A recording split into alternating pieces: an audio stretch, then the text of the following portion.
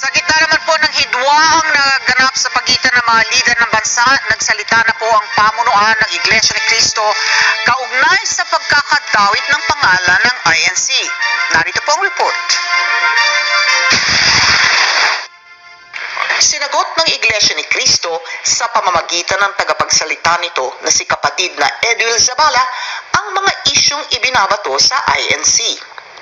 Kabilang narito ang naging pagbisita noong 10 ng Oktubre ni dating Pangulong Rodrigo Duterte sa tagapamahalang pangkalahatan ng Iglesia ni Cristo, ang kapatid na Eduardo V. Manalo. Nilinaw ni Ka Edwil na sariling pagpapasya ng dating Pangulo ang naging pagbisita sa tanggapang pangkalahatan kasama si Senador Christopher Bongo.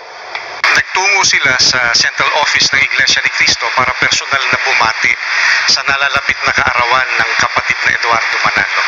Ang totoo, idadagdag ko na, ay halos taon-taon naman nagtutungo si former President Duterte para bumati.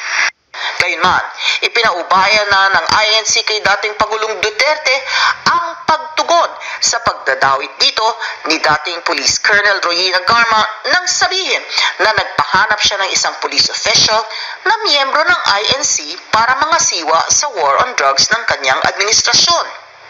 Kung hindi ako nagkakamali, parang kahapon lamang yata, nag-release ng statement ang dating Pangulong Duterte. Pinaliwanag na niya yung ukol sa bagay na yan.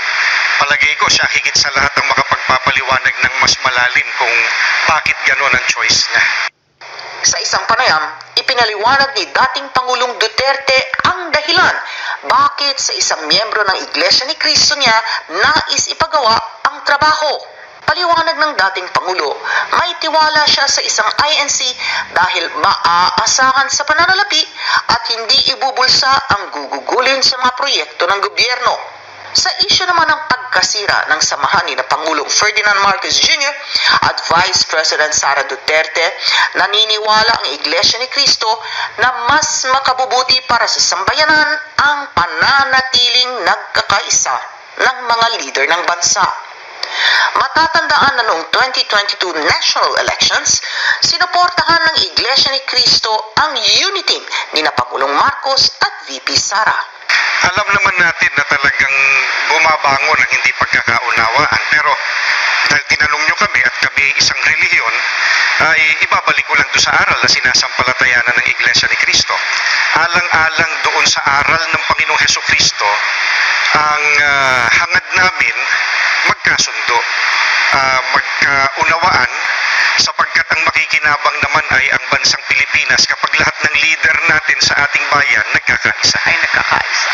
Tiniyak din ng Iglesia ni Cristo ang nagpapatuloy na suporta nito hindi sa kanino mang personalidad, kundi sa magagandang programa ng pamahalaan. Ang Iglesia ni Cristo po nananatiling sumusuporta sa lahat ng mabubuting proyekto ng pamahalaan, lalo't sa ikabubuti ng ating mga kababayan. Maraming salamat sa inyo pong pagsubaybay sa Mata ng Agila Primetime.